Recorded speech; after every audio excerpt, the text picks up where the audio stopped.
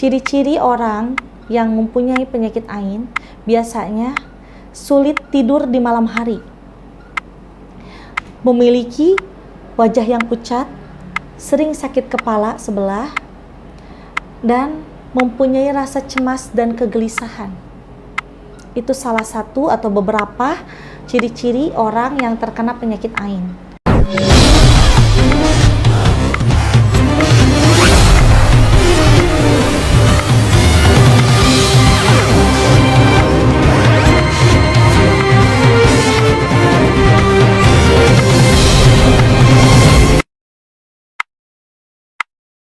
Assalamualaikum warahmatullahi wabarakatuh. Saya Abkari Agam. Ini adalah di samping saya Anggra Putri Tania, istri saya sendiri. Insya Allah di kesempatan malam ini saya mewakili sahabat IMP semuanya. Ini ada pertanyaan. Memang saya kurang paham dan kurang ngerti. Pak Haji, tolong ditanyakan sama Neng Anggra tentang masalah penyakit ain. Saya kurang paham ini penyakit ain itu seperti apa. Kita lanjut aja kepada Neng Anggra langsung. Iya sahabat IMP, insya Allah di sini saya akan membahas tentang ciri-ciri penyakit ain dan apakah penyakit ain itu bisa disembuhkan atau tidak. Nah, di sini ain itu adalah bala ain, penyakit yang sering ditemui oleh semua manusia yang kurang akan keimanannya kepada Allah Subhanahu wa taala. Ain itu adalah tatapan rasa kagum yang dipenuhi dengan iri dengki yang bisa menyebabkan orang tersebut mempunyai penyakit ain. Nah, contoh jadi begini ya. Contoh misalkan ayah melihat Pak Wahid ya. Pak Wahid itu contohnya orang kaya. Terus ayah tatap Pak Wahid dengan rasa iri dengki. Pak Wahid itu akan mendapatkan penyakit yang sulit untuk disembuhkan karena Pak Wahid akan menderita penyakit ain dengan tatapan rasa dengki kita terhadap seseorang. Penyakit ain itu bisa disembuhkan tetapi sangat sulit dan tidak semudah membalikan telapak tangan. Mungkin kalau sakit biasa bisa meminum obat langsung sembuh atau reda ya, tetapi penyakit ain itu sangat sulit. Ciri-ciri orang yang mempunyai penyakit ain biasanya sulit tidur di malam hari, memiliki wajah yang pucat, sering sakit kepala sebelah, dan mempunyai rasa cemas dan kegelisahan. Itu salah satu atau beberapa ciri-ciri orang yang terkena penyakit ain. Karena di zaman Nabi Muhammad SAW pernah menyampaikan bahwa kelak nanti setelah Aisyah radhiyallahu anha menderita penyakit, di situ akan banyak sekali orang-orang yang menderita penyakit ain. Kenapa? Ibu Siti Aisyah salah satunya istri Rasulullah SAW yang mempunyai penyakit ain. Karena pernah ada kejadian dulu beliau mempunyai sedikit iri terhadap istri-istri Rasul yang lainnya. Disitulah Ibu Siti Aisyah mendapatkan penyakit ain yang memang sulit untuk disembuhkan. Bisa disembuhkan dengan cara apa? Dengan cara meningkatkan keimanan yang kuat kepada Allah Subhanahu wa taala. Dan selain dari itu ada tata cara untuk mengobati secara lahiriah dengan sababiah. Di saat kita mendapatkan orang yang mempunyai penyakit ain, kita bisa berwudu. Tetapi air wudunya itu tidak dibiarkan jatuh atau terbuang. Kalau Sundanya ditandean ku ember, air wudu itu. Nah, air yang sudah ditandai itu diusapkan ke mukanya orang yang memiliki penyakit ain. Setelah diusapkan, bisa ditiupkan air itu atau disembur ke ubun-ubunnya. Insya Allah dengan cara seperti itu bisa sembuh. Karena Rasulullah SAW pada saat menyembuhkan Ibu Siti Aisyah dengan cara itu. Jadi penyakit ain itu nggak bisa diobatin di rumah sakit ya? Tidak bisa. Nah kalau dicek secara medis itu penyakit ain itu terlihat enggak? Tidak terdeteksi. Karena gini, secara lahiriah terlihat seperti penyakit medis, sakit kepala sebelah, wajah pucat, gelisah, sulit untuk tidur malam. Mungkin orang nyangka itu vertigo, padahal itu bukan vertigo, tetapi itu kena serangan penyakit ain. Dari tatapan takjub seseorang yang dibarengi dengan iri dengki, akhirnya menularlah ain tersebut ke dalam diri seseorang yang kita pandang. Gitu. Nah, bahasa ain itu dikutip dari bahasa mana itu? Kalau ain itu Arab. Oh, Arab. Ain itu mata iri artinya. Mata iri.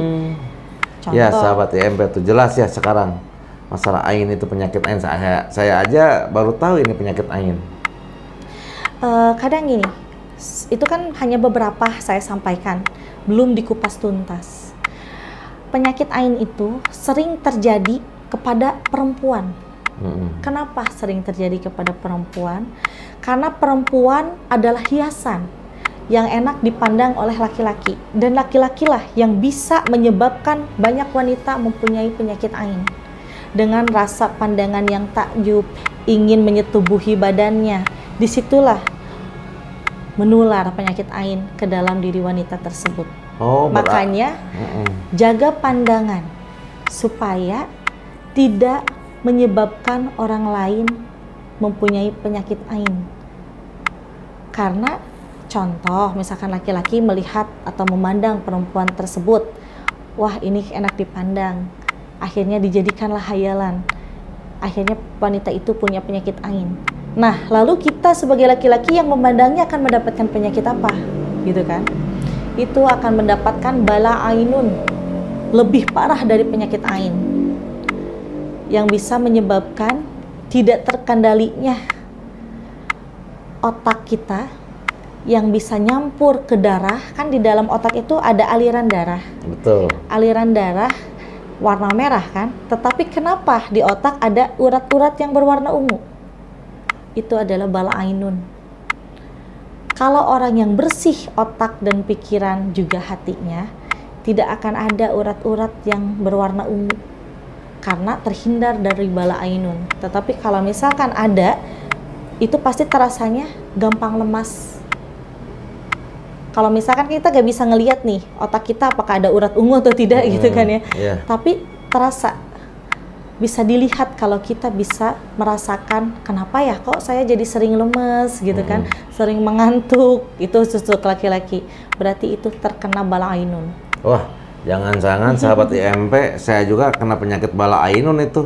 Apa yang dibicarakan sama Dinda barusan memang saya alami, itu sering saya alami. Waktu sebelum menikah dengan Dinda, tapi dulu gitu. Tapi kan dulu belum tahu ini penyakit apa. Oh, ternyata sekarang tahu. Bala ainun, karena memang dulu saya pribadi itu paling suka memandang kecantikan wanita, masuk jadi hayalan, ingin dijadikan istri atau ingin dijadikan teman kencan dulu. Nah, sebelum ada rem, sebelum ada batas gitu. Wajarlah, masih muda kan kalau dulu. Kalau sekarang kan udah tua ya. Kalau sekarang kan kita lagi berusaha untuk lebih baik ke depannya. Iya. Jadi sahabat IMP, bala ain atau bala ainun itu sebenarnya sudah tercantum di dalam Quran surat Al-Baqarah. Ada yang disebut dengan ain basyiro. Nah, itu adalah penyakit yang sulit untuk disembuhkan. Basyiro ya. Basyiro. Ya, itu sulit disembuhkan, dan hanya diri kita sendiri yang bisa mempercepat penyembuhan bala ain.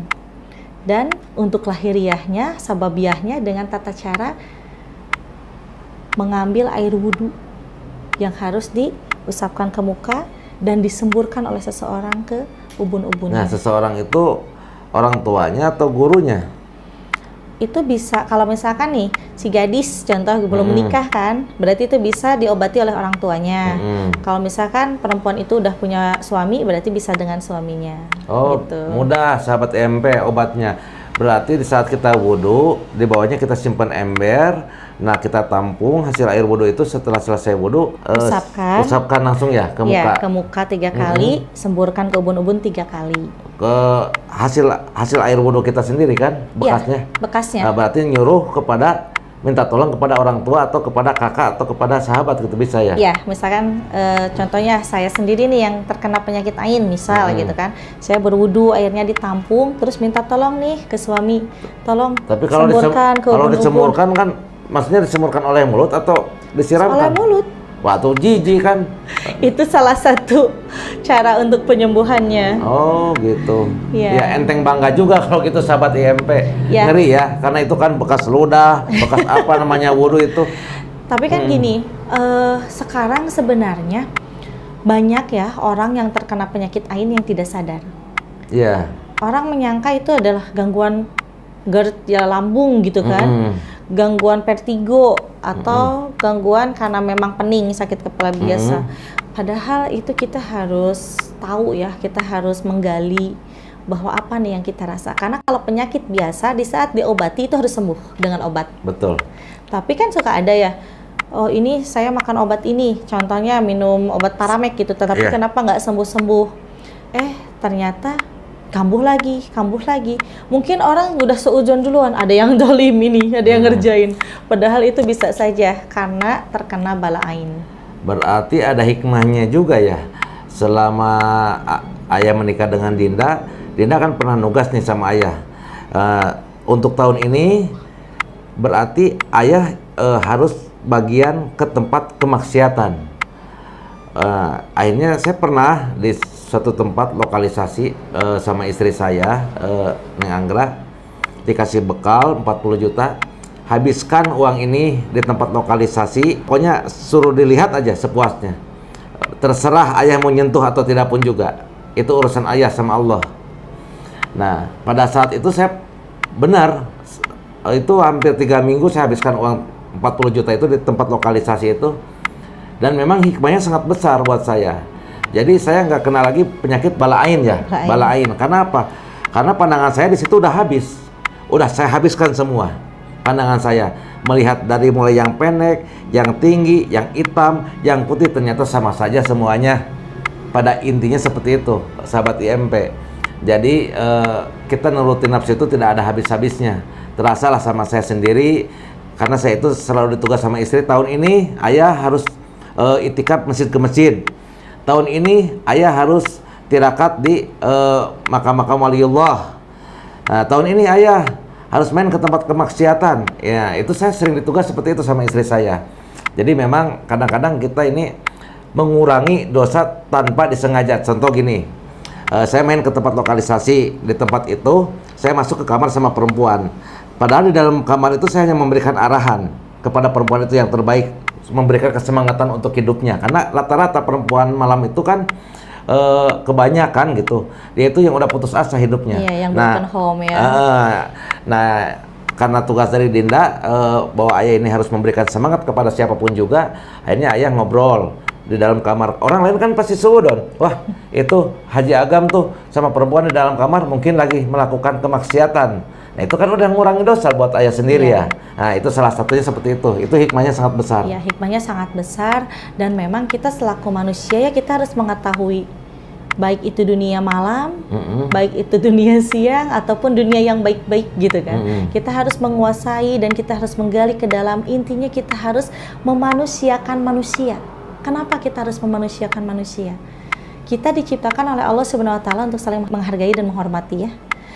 Kita memanusiakan orang yang dipandang sebelah mata oleh orang lain. Itu ibadah buat kita.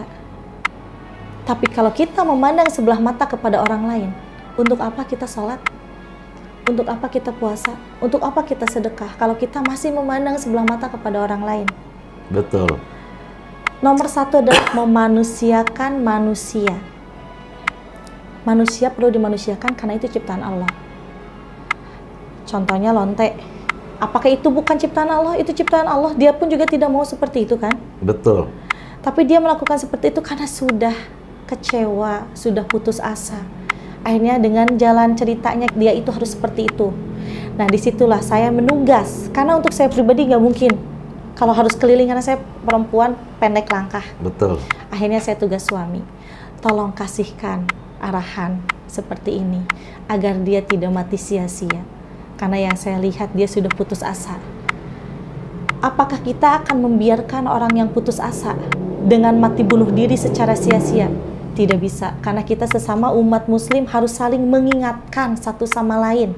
Mau dia kuli bangunan, mau dia seorang pengusaha, di saat semua orang mempunyai jabatan dan tugas masing-masing, pasti keputusasaan dan kekecewaan akan selalu ada dalam diri masing-masing orang. Betul. Disitulah kita harus bergerak, jangan diam saja. Karena kalau kita berdiam diri, sama saja kita membiarkan orang untuk mati sia-sia, bunuh diri. Tapi kita datangi orang yang mempunyai keputusasaan itu dengan memberikan tausiah untuk memberikan kesemangatan hidup. Itu baru betul. Jangan hanya memandang sebelah mata, wah si itu tuh main ke tempat maksiat, kayaknya dia senang maksiat. Tidak semua orang seperti itu. Karena gini, sebelum kita datang ke tempat yang bagus, udah jelas kalau masjid itu tempat apa? Tempat sholat, ya, tempat peribadatan, tempat mengaji, membaca Al-Quran gitu kan. Tapi itu udah jelas tempat bersih.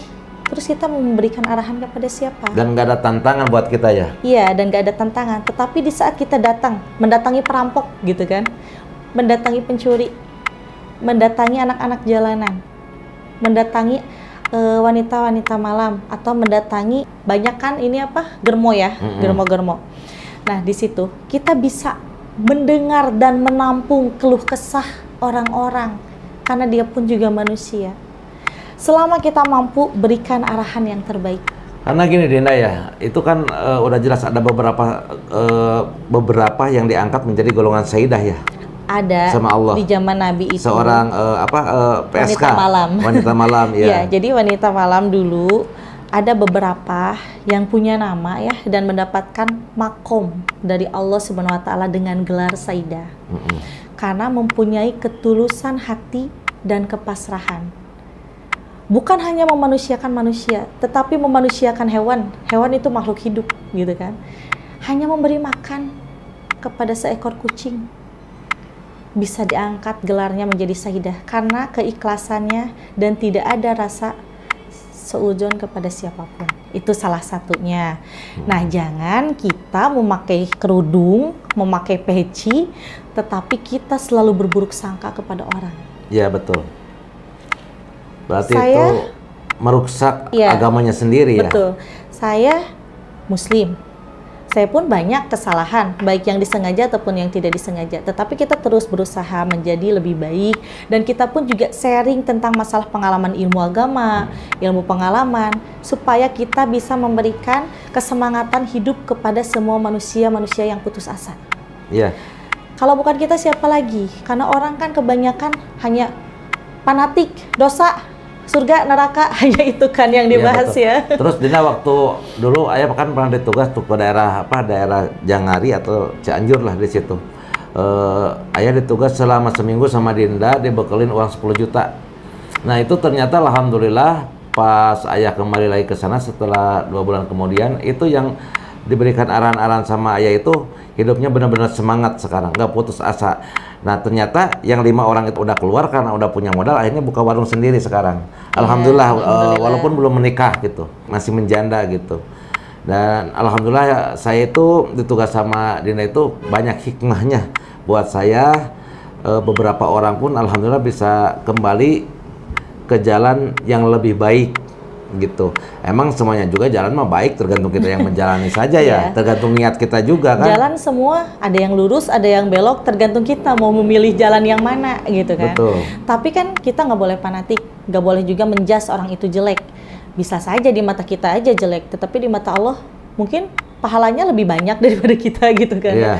Jadi intinya gini, kadang orang itu memandang sebelah mata dan mendengar kanan kiri isu dan yang belum tentu kebenarannya itu benar atau tidak gitu kan. Iya.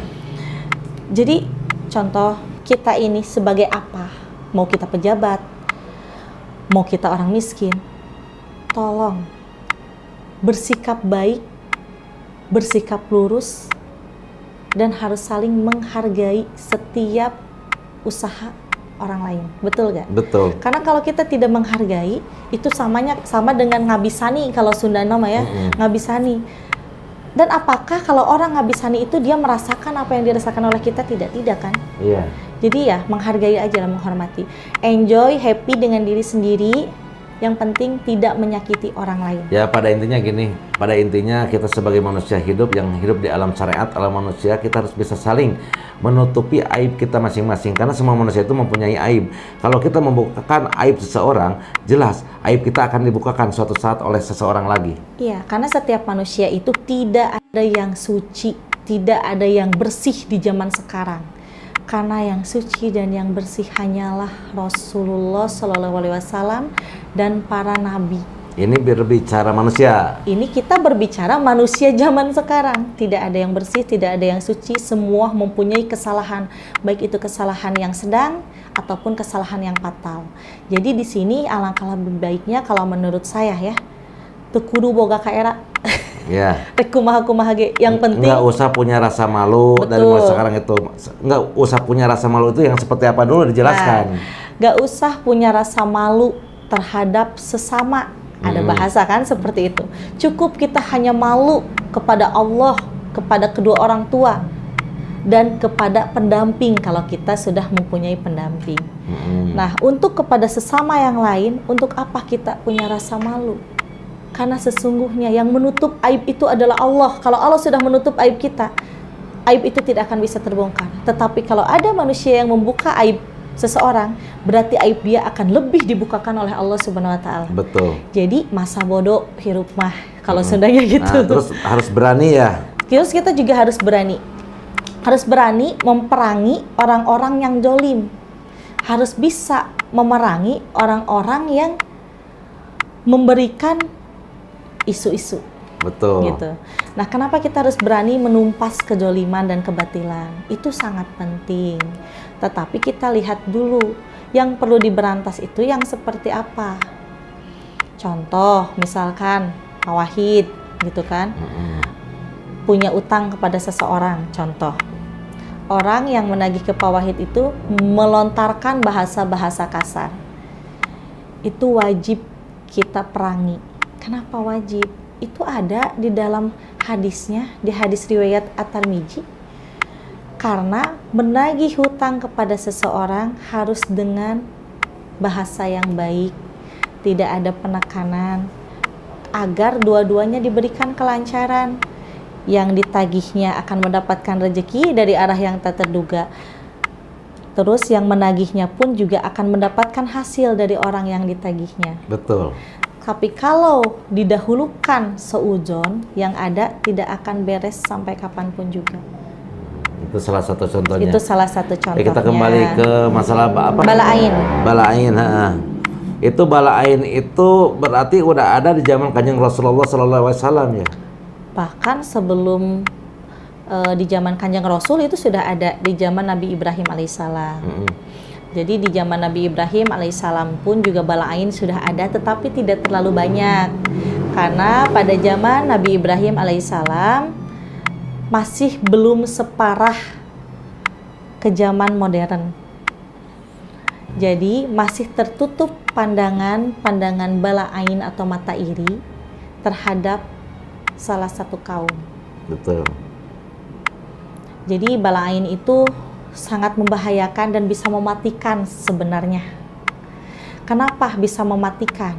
Karena bala'ain kalau tidak sampai diobati, kalau Sundanya bisa nangtung ngalang layung. Bisa hirup ngalang layung atau nangtung? Iya, nangtung ngalang layung itu jadi gak puguh arah tujuan gitu kan. Tidak tahu mau kemana, tidak tahu mau gimana, karena itu susah, gak bisa sembuh akhirnya. Tidak punya arah dan tujuan, dan di situ ngebatin. Setelah ngebatin, ya udah. Jadi bala'ain itu bisa mematikan, sangat bahaya. Ya, alhamdulillah nih sahabat IMP nih. Pertanyaan dari sahabat IMP mudah-mudahan terjawabnya oleh Dinda Anggra Putri Tania ini bisa diambil hikmahnya, dipetik hasilnya gitu. Dan untuk saya pribadi pun juga alhamdulillah ini baru tahu ini masalah penyakit ini gitu. Ternyata yang dulu-dulu saya alami itu berarti penyakit ini gitu. Cuman saya nggak sadar aja. Terus ada satu lagi, itu kan di dalam hadis riwayat Muslim tentang bala'ain ya. Ternyata bala'ain itu bisa menyengsarakan hidup seseorang. Kenapa bisa menyengsarakan hidup? Karena bala'ain itu kan seolah-olah kita menjadi sering melamun ya. Betul. Sering lemas.